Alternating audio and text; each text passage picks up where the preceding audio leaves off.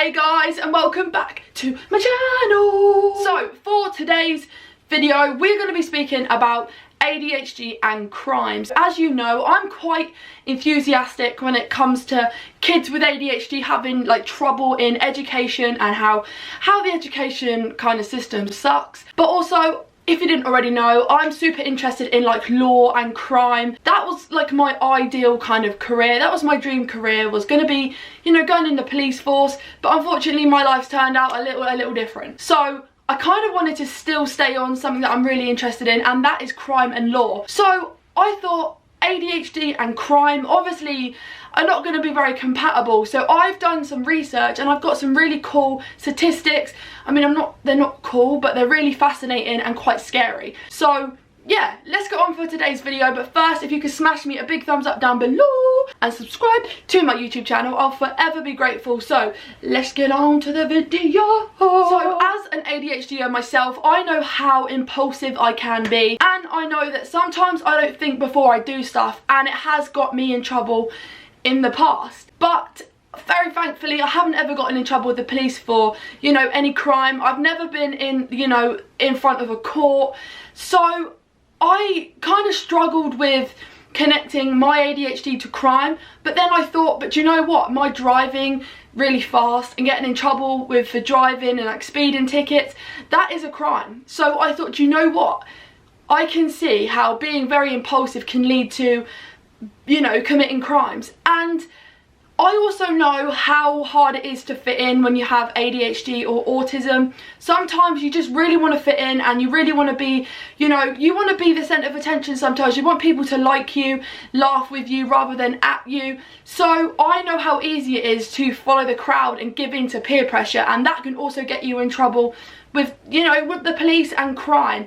So I've done my own research and I've come up with some really great kind of statistics that really do show the connection between ADHD and crime. And when I say great, I don't mean like, oh, it's amazing. I mean, it gives you a real look into kind of what the government and what the, you know, justice system needs to improve on. And I think it's really interesting and really fascinating to see the connection between crime and ADHD behaviours. You know, there's so many connections, and I'm going to share some of them with you now. So this one is pretty scary because it puts into kind of perspective how kind of dangerous and how easily like influenced people with ADHD are. So people with ADHD are twice as likely to commit a crime or get involved with criminal behaviour. Twice as likely as someone without ADHD. So you've got 2 times the chance of getting in trouble with the police. So our behaviours in society, they're misinterpreted as like bad behaviour, naughty behaviour. When actually, if you dig a little deeper and you look inside an ADHDer, we are just a sponge. We absorb everything, and you know, all of our behaviours have a reason and a communication behind it. So because we are misinterpreted and misunderstood in society, you know, our behaviours they do kind of look as if we are being badly behaved or naughty, but the thing is we aren't. So I can understand and I can believe that we are more likely to get involved with crime because we are so, you know, misunderstood, and like I said, we are impulsive when we just don't think about things before we do it. People with ADHD commit 3 times as many crimes as those without ADHD. So we're more likely to commit 3 times more crime than someone without ADHD, and that is crazy to me. And I think that is because when you have ADHD, you know, authority is almost like a challenge, and sometimes that's our downfall when things are just, you know, they're more like targets than they are boundaries. And our boundary, you know, our sense of boundaries and our sense of right and wrong can sometimes be completely off. We can see them as challenges rather than boundaries, and I can understand this statistic. I can really relate to it. Like, I really can relate, and it's scary that I can relate, but it is so relatable because I have ADHD and I can see just how, you know, just how true that this statistic is. And it's so sad that it's true and that it is still this bad to this day. So I know this one is very, very true, not because I have been a part of this, but I do know some people, and I do know how easy it is for us to get addicted to things. So people with ADHD are more likely to have issues with drugs, addicted to drugs. So I know this is completely true because I know I get addicted to things like really quickly, and it's not just like drugs or substances, alcohol. It can be anything from people, you know. I have a very obsessive and very addictive personality. So if I like something, it's like I need it, want it. And if it's not there, that's when things get crazy and it's very hard to control. Because ADHD in the society that we are in sometimes still goes so, you know, misundiagnosed and completely missed in people, they can, you know, they usually try to self-medicate, and that could be with marijuana, you know, cocaine, ketamine, alcohol. There's so many things that can soothe these ADHD traits and make life a little easier. People get so addicted to drugs and alcohol because it can numb and give them a little like less busyness in the head just for a very temporary time, but they get more addicted and you know, it turns and it spirals into something completely dangerous. So yeah, I can believe that, and it's very sad that this is true. And I hate to think that people, you know, self-medicate and it turns into some spiral and it just goes out of control, because they shouldn't need to self-medicate. There should be so much more support and help out there for people with ADHD. So this should not even be a fact, but it is. But we are more likely to be addicted and have problems with drugs and alcohol. So if you have read my book, or you have, you know, listened through my school reports, listened to my school kind of journey, you will know that I do have a little bit of an aggressive kind of side to me. And when I lose my shit, I lose my shit. Like, things just blow and things get crazy. So I can go from 0 to 10 in literally like 0.0 seconds. It's like that, and flash emotions are crazy high. And I've been in trouble like squaring up to the head teacher and stuff like that at school. So I can definitely relate to this statistic. Listen in, ready? People with ADHD are more likely to commit crimes related to impulsivity and heightened emotional reactivity. You know, we don't think about the consequences until after, then we're like, ah, damn it. So I can totally relate to this, and I know how true it is. You know, like I just said, my impulsivity is very, very high, and I know that it's extremely challenging trying to suppress that, you know, addictiveness, that obsessiveness, that impulsiveness, to try and like, I don't need that, I don't need to do that, I don't need to do this, I don't need to do. Trying to suppress that along with all of your other ADHD traits is sometimes it's just impossible. So I can definitely relate to this statistic, because I can imagine that in a moment of anger and pure like frustration, if you're, you know, if a police officer come up to you and you know that you're in the wrong, and you're almost just as disgusted with your behaviour and your reactivity to something, and an officer comes over and you feel intimidated and you feel kind of like outspoken and you don't feel like you're being listened to, I can imagine just how infuriating and how hard it is to try and communicate how you're feeling without getting angry. Like I say, especially when you have this volcano of ADHD inside you, when you're trying to explain, nobody's listening, and you feel like you've got a valid like reason to why you've done it, and everyone's like, well, you've done a crime, so you need to get like blah blah blah. The thing is, I can, do you know what, I can just imagine how infuriating it is, and I can imagine I probably would go from 0 to 10 in literally under a second. I can just imagine it. So yeah, I mean, I can just imagine how scary and how, you know, intimidating and how kind of angry, kind of frustrating the whole situation is.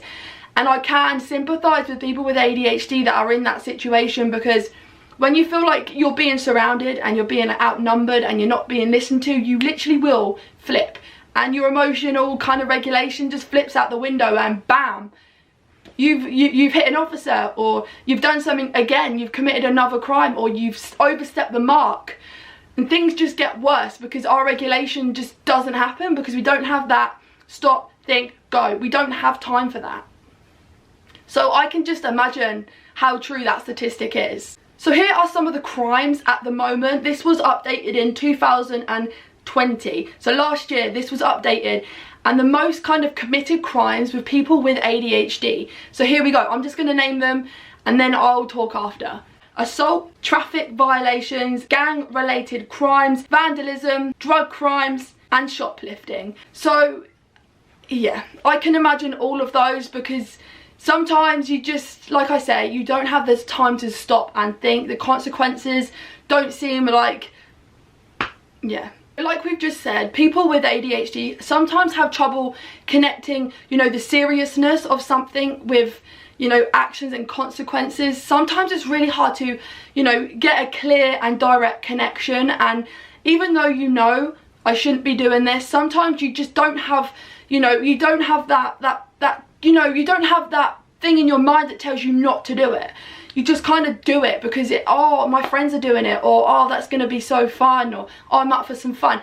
And sometimes it's like the adrenaline thing. You just want that, you know, you're just a bit of an adrenaline junkie, and you know, challenging authority may seem fun at the time. Doing stuff you know is wrong might seem fun, but it will spiral out of control. Once you are in the justice system with ADHD, you know, your behaviours will be super misinterpreted, and I can imagine it will be like a snowball effect, and every time you get in trouble, you know, it's the worst outcome it's going to be. You know, you've done it before, you're not learning. You've done it before, you're not learning. You've done it 10 times, you're not learning. So obviously your sentence is going to be increased, the consequences are going to be worse.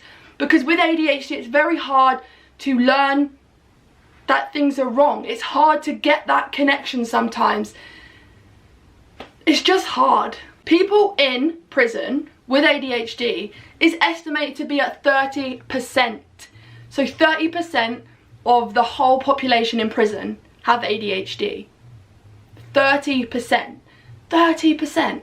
Those 30 people, in my eyes, have been failed by society. So this is crazy, and I'm one of those kind of statistics, obviously not in prison, but it's super high. So basically 2 out of 30 people in prison received an ADHD diagnosis in their childhood. So again, they went all through childhood kind of feeling lost, misunderstood, getting involved with impulsive crimes, and obviously most of them probably would have been in the criminal kind of justice.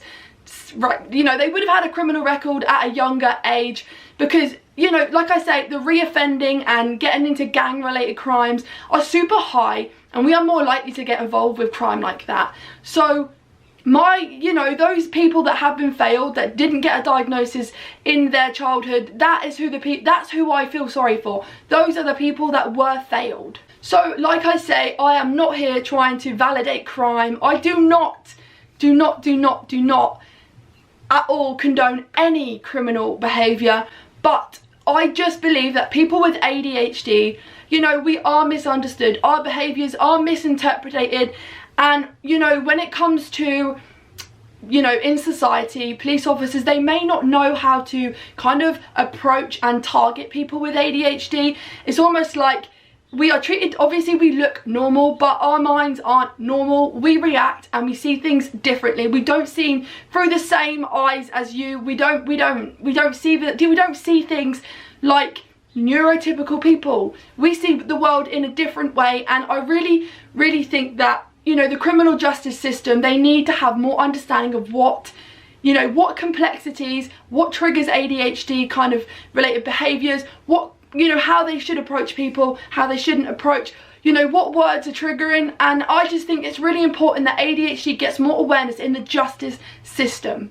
So in my personal opinion, you know, if the justice system and like the mental health like sector, as in the court kind of thing, the well-beingness in the justice system, if, you know, if they learn a little bit more about ADHD, I reckon it could help kind of the whole justice system in general, because we aren't bad people. Our ADHD does not make us a criminal, no. Committing crime will make you a criminal, yes, but our ADHD predominantly won't make you kind of be a criminal. No. It can literally make it harder for us to not be a criminal, basically. That's what I'm trying to say, because our behaviours are misinterpreted, and it's very difficult for us to stay on the right path, because we just get stimulated in ways that you shouldn't, basically. Sometimes authority, like I say, is a challenge rather than a boundary, and it's just really hard sometimes. We are just misunderstood.